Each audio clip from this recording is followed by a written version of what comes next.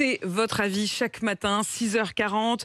Votre avis sur ce bouclier tarifaire qui certes va être maintenu, mais pas exactement au même niveau. Elisabeth Borne doit préciser tout à l'heure de combien la facture augmentera. Le bouclier tarifaire va évoluer au 1er janvier. Dès 2023, la hausse des prix sera donc toujours contenue, mais les prix augmenteront tout de même de 10 à 20%. Si vous payez 100 euros d'électricité par mois, vous devrez donc payer 110 voire 120 euros. Et ce n'est pas une si mauvaise chose pour l'économiste Maria Eugenia Sanin. Écoutez.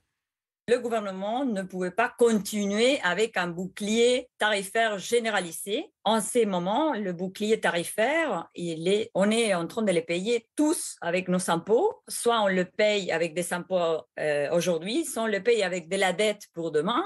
Il faut substituer ces boucliers énergétiques qui protègent tout le monde par égal à une protection ciblée pour les ménages qui en ont besoin et arrêter de protéger des ménages qui pourraient faire face à cette augmentation des prix et du coup auraient des incitations à réduire la consommation en voyant les prix plus élevés. Et vous, comment est-ce que vous allez amortir le choc? Est-ce que vous le redoutez? Samuel nous a appelé au 32-16 depuis Lyon. Bonjour Samuel. Bonjour Apolline. Samuel, comment ça va? Vous êtes chauffeur routier déjà? Non, je sens que le son est parfait. Vous n'êtes pas dans le camion? Si. Disons que j'ai pris la peine de m'arrêter, c'est la moindre des choses. C'est bien sympathique, Samuel. Vous êtes sur quelle route? Alors, je suis à hauteur de Rieux, on va dire. D'accord, à hauteur de Rieux, parti à quelle heure?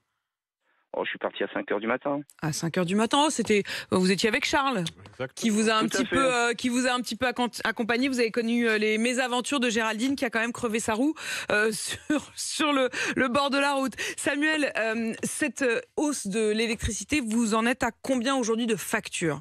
Moi, je trouve ça aberrant. Je sais plus comment gérer cette situation. Alors, je suis passé de 171 euros par mois, mensuellement, à 391 euros. Alors, quand on me parle de 10%, 20%, sachant que là, on va en prendre encore 10, voire 20%, comment est-ce qu'on va faire? Qu'est-ce qui va nous rester à manger, quoi, Samuel, c'est qui votre fournisseur? Mon fournisseur, c'est Home Energy et je ne suis vraiment pas fier parce qu'ils sont injoignables. Non, mais c'est ce que j'allais vous dire parce que les tarifs réglementés, ils n'ont pas augmenté à ce point. C'est-à-dire que vous vous retrouvez effectivement avec... Alors, chez Home Energy, je ne sais pas si vous vous souvenez, j'avais reçu Vargon, j'ai oublié son prénom, l'ancienne ministre... Emmanuel Vargon, l'ancienne ministre du Logement, qui est aujourd'hui chargée justement de l'énergie, de la commission de régulation de l'énergie. Et elle disait que précisément, Home Energy faisait partie de ses fournisseurs contre qui elle ouvrait une enquête. Donc pour le coup, Samuel, c'est très bien d'appeler le 32-16, mais il faut aussi que vous écriviez à Amélie Rosic, parce que je pense que vous faites partie de ceux dont la facture a trop augmenté. C'est pas normal en fait, Samuel. Ah non, mais c'est sûr que c'est pas normal. Mais comme je disais à Quentin, ils sont injoignables. On leur envoie des mails, ils ne répondent pas. On essaye de les avoir au téléphone. Au bout d'une demi-heure, on est coupé automatiquement. Oui, ils font tout pour que vous vous découragiez et que vous lâchiez l'affaire, en fait. C'est ça, c'est ça. Sauf que, on a déjà changé une fois de fournisseur parce qu'apparemment, Home Energy était le plus apte à nos besoins. Et au final, il s'avère que c'était une grosse arnaque parce que, non, ils sont le plus chers. Et Samuel, votre consommation, à proprement parler, c'est-à-dire que ça a augmenté donc de 171 à 391 euros par mois pour une consommation qui, j'imagine, n'a pas du tout augmenté, voire même a diminué. Non, elle n'a pas augmenté, elle a diminué. On n'a pas attendu qu'on nous dise qu'il faut baisser les températures, qu'il faut éteindre les lumières pour le faire. On l'a toujours fait, ça. On l'a toujours fait. Alors, ma femme travaille, je travaille. Il n'y a personne à la maison la journée. On est là que le soir. Mais bon, je vous dis, quand on arrive le soir, on est tellement crevé qu'on a juste envie de prendre une douche, de manger, d'aller se coucher. On est là que les week-ends et encore les week-ends. Vous habitez dans quel genre de logement, Samuel? Vous habitez dans quel genre de logement? J'ai une maison, une vieille maison. Ouais.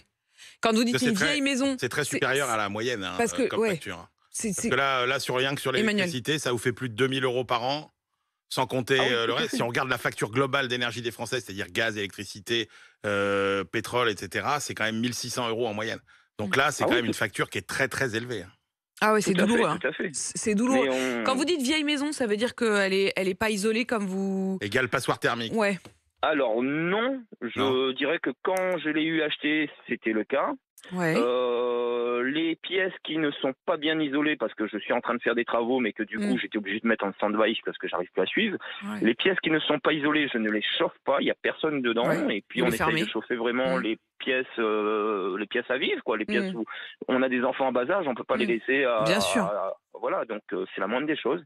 Mais et malgré tout, vous vous retrouvez effectivement avec ces factures. Samuel, votre témoignage, non seulement il est intéressant pour nous, mais je vous le dis vraiment, n'hésitez pas. Vous écrivez aussi à Amélie Rosic, je le lui signalerai, parce que le témoignage sur Home Energy, c'est quand même ça. Parce que, Emmanuel, je voudrais juste qu'on refasse un point. Quand Elisabeth Borne, tout à l'heure, va nous dire que le bouclier tarifaire est prolongé, mais pas au même niveau, et qu'on augmente de 10 à 20% la facture, c'est pour les tarifs réglementés. Donc, ça ne concerne pas Samuel, par exemple. Bah non.